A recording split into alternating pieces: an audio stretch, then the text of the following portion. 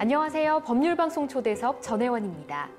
지난 시간에는 파주 출판도시가 완성되기까지의 드라마틱한 이야기를 들어봤는데요. 이번 시간에는 이기웅 파주 출판도시 총연출가에게 대한민국의 시대의 정신에 대해서 여쭤보도록 하겠습니다.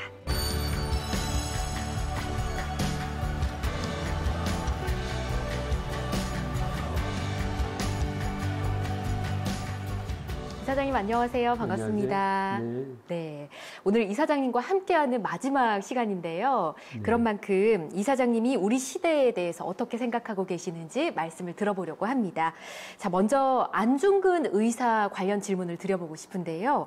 안중근 의사는 일제강점기 독립투사다. 이렇게만 알고 계시는 분들이 꽤 많으시거든요. 근데 우리가 꼭 알아야 할 안중근 정신에 대해서 소개를 부탁드립니다. 안중근 선생 모르는 사람 하나도 없잖아요. 다 알잖아요. 네. 그래서 일단 아는 사람도 다 없어 보여요. 아, 깊이 있게 아는 사람이요? 예. 안중근의 진면목을 내가 딱히 뭘 많이 안다기보다 나는 사실 안중근 선생님께 아주 가까이 갔다 왔다 아니면 또 가까이 가 있다 이 정도로 참 친해요. 그분께 흠뻑 빠져 있죠. 근데 그냥 몰입이 돼 있다기보다 이제 이해를 하게 됐고 그분이 왜 우리 세계에 필요한 분이신가를 알게 됐죠. 네. 우리 안중근 선생 정신 속에는 신독이라는 말이 있어요. 혼자 여기 중령에 나오는데 홀라 있을 때 상간다. 네. 그래서 글씨를 많이 쓰셨어. 신독이라는. 신. 네. 근신한다. 홀로 있는데도 자기 함부로 하지 않는 거죠. 자기 몸을 가지런히 하고. 홀로 있는다고 그냥 벌거벗고 누워서 TV를 본다든가 이런 것도 신독이 아닌 거야. 네. 그것도 보면 남이 있을 때는 그거 못 하잖아요. 그죠. 남이 없을 때도 네. 남이 있는 것처럼 신중을 기하라 이런 뜻이죠. 신독이. 네. 도저히 홀라 있을 때까지 삼가야 되는 이 삼가는 것이 얼마나 인간에게는 중요한 일이에요. 함부로 하지 않는 거예요. 이 또는 함부로 쏜 게 아니에요. 가장 적군에 가장 심장군을 쐈다 이렇게 말씀하시. 근데 그러니까 그러면서 자꾸 당당한 모습으로 일본 판사 검사에 대해서 적국의 판사, 적국의 검사로 이렇게 대하면서 일본에 대해서 대단히 그 수준 높은 발언을 하시는 모습을 보면서 정말 이분은 공부를 많이 하신 분이고. 네. 또 그리고 일본을 미워하지 않고 사실 어떻게 보면 잘 지내자. 네. 잘 지내기 위해서 내가 일본하고 싸웠고 일본하고 지금 타협을 봐야 될 지경이라는 거죠. 그래서 평화주의자죠. 네. 우리 특히 어느 누구보다도 평화를 동아시아 일본과 중국과 한국이 같은 한문을 쓰면서 얼굴도 비슷하게 생기고 우리가 친해져야 되는데 왜 이렇게 세 나라가 이렇게 싸우느냐. 네. 그건 말이 안 되니. 그러니까 지금부터라도 여기에 법정을 우리 평화의 어떤 논의를 하는 곳으로 좀 하자. 네. 이렇게 막 이끌어내시는 어떤 힘까지도 포함해서 지혜로운 어떤 그 법정 전쟁을 벌이신 분이에요. 네. 그걸 보고 누구든지 보면 눈물을 흘리지 않을 수 없어요. 그리고 감동하지 않을 수 없고 안중근의 생각이 그야말로 옳았고 지금까지도 옳다. 지금 보세요. 일본하고 우리는 또 더군다나 분단까지 했댔잖아요. 네. 일본으로 인해서. 우리 안중근 선생께서 이제 유언을 남길 때 내가 이제 결국은 죽게 되는데 죽고 나서 이게 묻힐 것이다. 그러니까 그러면 광복이 되면 내가 나를 좀 파다가 장례를 제대로 다 치러다. 지금 객사를 했기 때문에 여기 아무데나 묻혀 있을 건데 결국은 광복이 와야 우리도 이제 환국을 할 거 아니냐. 돌아갈 거니까 그때는 날 장례식을 치러다 내가 천국에서도 춤을 출 것이다. 광복의 기쁨을 이렇게 말씀하시는데 아직도 물론 유골도 나타나지 않을 뿐 아니라 아직도 분단의 싸움을 어떻게 보면은 일제보다도 더 나쁜 상태인 분단의 형태까지 가 있으니까 내 생각이 그 온전하게 환국을 하시겠느냐 하는 생각이 들 정도로 슬픈 풍경이 지금 벌어지고 있는 것이니까. 네. 그러니까 내가 절실한 이 안중근의 목소리를 들으면서 매일매일을 우리 남북이 다투는 뉴스를 또 봐야 되는 이런 문제들이 있다는 것을 네. 우리 민족은 더 숙연하게 예. 안중근을 바라봐야 될 것이다. 이런 생각을 하죠. 아, 그렇군요. 자, 이번에는 책에 대한 질문을 좀 드려보고 싶습니다. 디지털 시대를 맞이해서 종이책의 위기가 왔다 이런 말들이 굉장히 많은데 책을 좀 잘 사지도 않지 않습니까? 출판계에 몸담고 계신 선생님께서는 이런 위기를 어떻게 극복해야 된다라고 생각하시나요? 사실은 내가 무슨 책에 뭐 제일 중요한 무슨 전문가도 아닌데 지가 터득한 책이라는 것은 앞으로 어떻게 만들 것인가 하는 문제를 생각할 때 절제하면서 만들어야겠다. 절제요. 절제. 책을 함부로 만드는 게 아니다. 절제란 말이 뭐 잘 만든다 이런 뜻이 많이 있는 게 아니라 함부로 만들지 않는다. 책도 말하자면 내가 뭐 함부로 내 마음대로 내는데 출판의 자유가 있는데 이게 아니거든.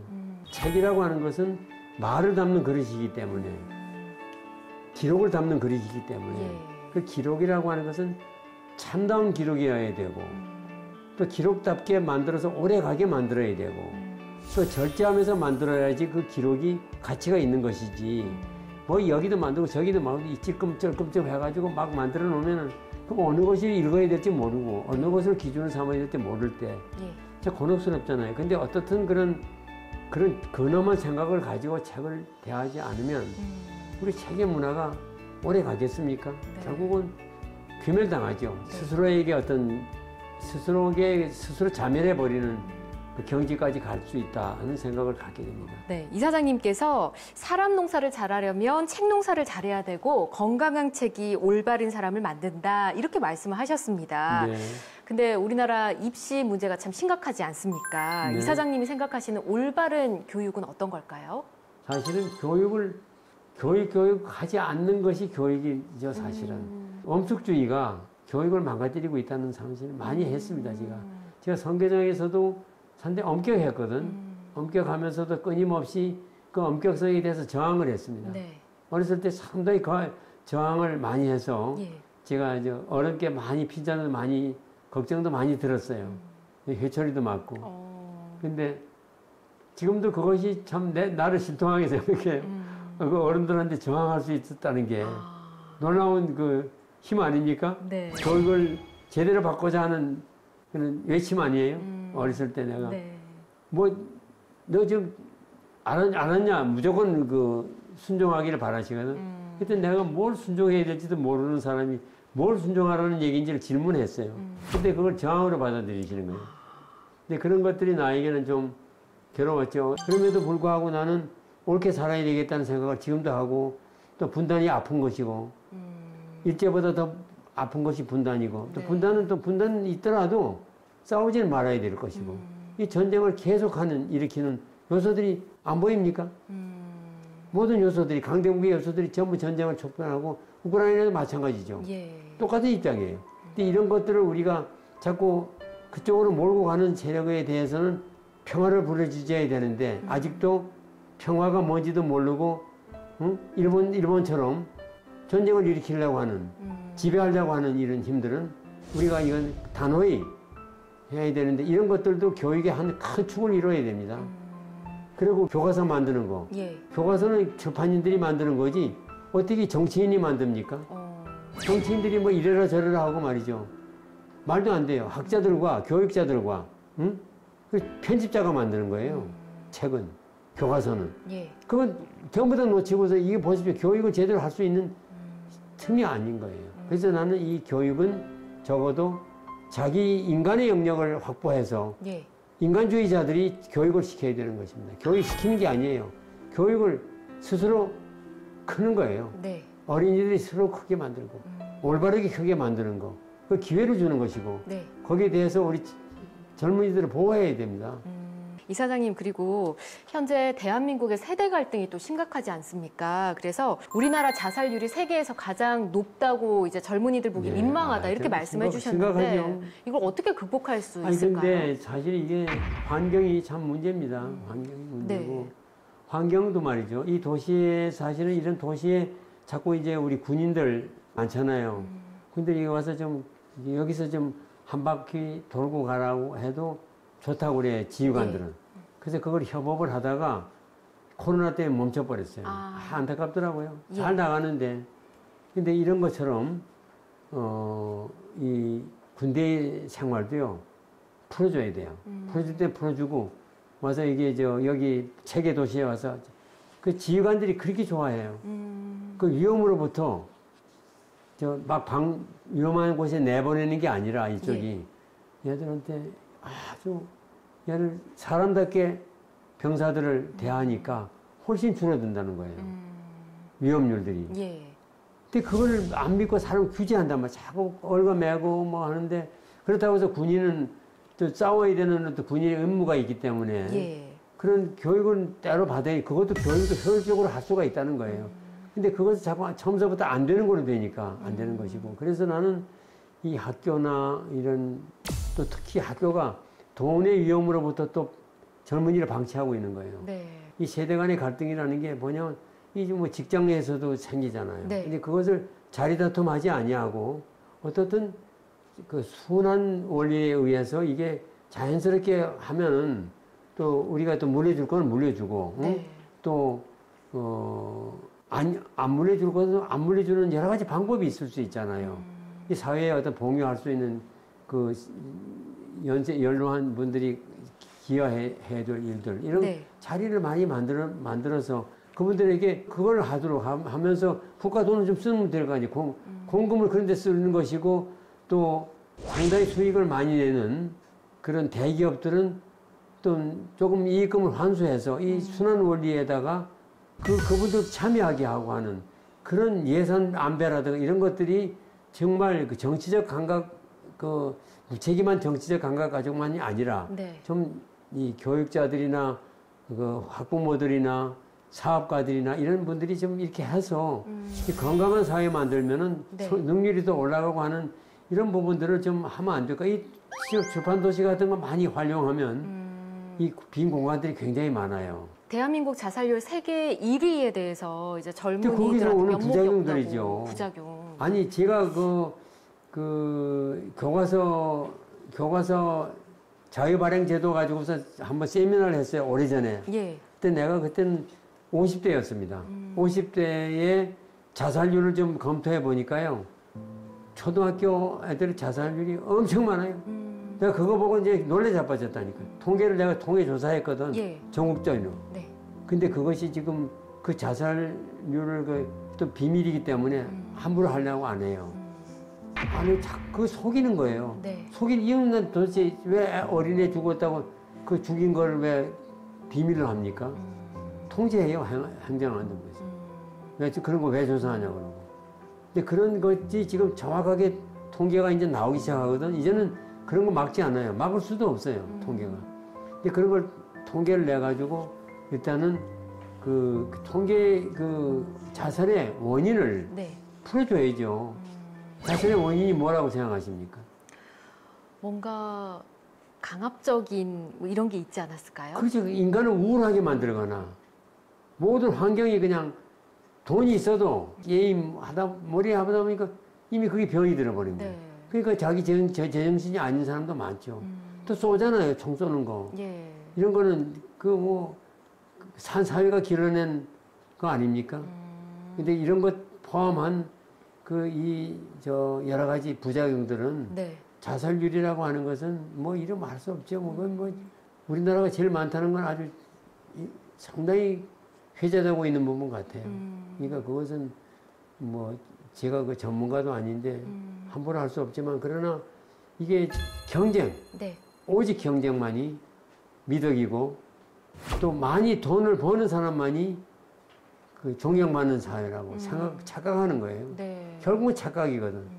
그 착각 속에서 착각을 또 하고 자살도 이제 아주 가까이 지내는 목사님이 그거 자살 방지하는데 그 밤에 뭐 전화하는 게 걸려오는 게 있대요. 그걸 받고서 조금만 달래면 그 자살 안 하는 사람이 꽤 많이 건졌다는 통계를 가지고 있더라고요. 제가 옮기지를 못하는데 네. 그런 게 있더라니까요. 그 자살이라는 게 간단하대요. 순간적으로 자살을 막을 수가 있는데 그것도 막았다고 영원히 막느냐 그건 또 별개의 문제지만은 그런 아주 안타까운 풍경들을 많이 목격한다고 그래요. 그 겪어본 사람은 정말 심각하게 얘기를 해요. 최근에 BTS나 아니면 뭐 기생충 영화도 있었고 드라마 네. 오징어 게임도 있었고 네. 우리나라 대중문화가 전 세계에서 주목받고 있잖아요. 네. 이런 현상을 이사장님께서는 어떻게 보고 계십니까? 글쎄, 굉장히 창조적인 머리가 있는 민족 같아요. 저는 그런 걸 일찍이 젊은이들의 재기, 그걸 이제 키워줘야 된다는 쪽으로 많이, 뭐 잘 모르면서도 많이 얘기를 했어요. 네. 근데 내가 어렸을 때 주목을 못 받았기 때문에 그런 것 같다는 생각을 많이 하고, 자꾸 나는 이제 어린이 좋아해서 어린이 사진집도 냈어요. 어린이를, 세계의 어린이들이라고 해서 세상에 조세희라는 소설가가 그 글을 써주고, 네. 그리고 강구라는 사진작가가 선을 뽑아줬어요. 내 사진은 따뜻하대. 이제 어린이를 향한 논초리, 그것이 남다르다는 거예요. 그래서 여기 출판도시를 시작할 때 네. 어린이 책 잔치를 먼저 했어요. 제일 먼저. 여기 입주를 시작하면서 거기 어린이 책 잔치를 하면서 어린이 책 잔치를 왜 했냐? 어린이 책 내는 데가 출판사가 많이 들어오기 때문에 그런 걸로 안 돼요. 네. 천만의 말씀. 저는 어린이들이 마음 놓고 뛰어놀 수 있는 도시를 만들겠다. 그게 나의 모토였어요. 그게 내가 인사말에 나와요. 어린이들이 마음대로 뛰놀게 만들겠다는 얘기를 하는데 어린이 책을 잘 팔아먹겠다는 얘기를 거의 초점 맞추는 거예요. 세상이 너무나 무섭더라니까. 내가 이 소름이 끼치는 세상이에요. 이사장이 어린이 책 잔치를 벌이는 거는 어린이 책을 내는 데가 많이 들어왔기 때문에 거기 용기를 주려고 그랬는데 나 세상에 그 얘기를 듣고 혼자 웃었다니까요.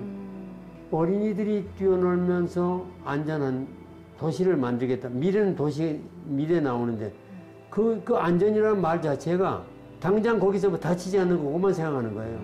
어린이들이 보고 배울 게 많은 거. 응? 어린이들이 보고 배울 게 많아야 안전한 거 아닙니까? 네. 환경 얘기하는 거죠. 우리 강박실이라는 사계절 출판사 사장을 내 후배님이지만 집행위원장으로 모시고 나는 조직위원장을 하고 네. 그때는 격식을 그렇게 갖췄죠. 그 양반이 진짜 잘했어요. 정말 어린이들이 뛰어노는데 그 환상적인 연출을 한 거예요. 네. 근데 그게 얼마 가다가 보면 어린이 책 파는 것만 생각하는 거예요, 이제부터는. 어린이 책. 아니, 근데 이런 어떤 주객이 전말되는 일들을 한두 번 겪은 게 아니에요. 그래서 나는 내 생각은 진짜 어린애구나. 네. 어린애, 벌거벗은 임금님을 그렇게 좋아해서 나는 바른 소리를 많이 했어요. 진실한 얘기를 해야죠. 네. 왜 거짓말 합니까? 어른들은 거짓말 하지만 어린이는 거짓말 안 하잖아요. 네. 그래서 어린이가 그대로 커야 돼. 어린이답게 커야 돼. 네. 어른. 그래서 이게 어른다운 어린이, 어린이다운 어른. 네. 이것을 내가 늘 꿈꾸는 그런 어린이죠, 아직도. 예. 근데 그런 생각을 하면서 이 책을 만드는 자에게는 복이 있죠. 네. 어린이는 왜 거짓말 같은 책을 왜 냅니까? 예. 어린이들 다 같은 편집자들이 있어서 네. 엉터리 책을 못 내게 만들고 이렇게 해야 돼. 네. 그게 우리의 자령 능력이죠. 자정 능력이고. 대한민국의 올바른 방향으로 가기 위해서 정부와 정치 어떤 역할을 해야 우리 국민들이 행복해질까요? 싸우지 말아야 돼요. 편가르기가 결국 문제고 예. 미국 편이냐 푸틴 편이냐 이것도 안 돼요. 우리는 우리 편이다. 우리는 우리의 길이 있잖아요. 네. 또 우리가 가장 예를 들어서 안중근 같은 편이다. 간디 같은 편이다.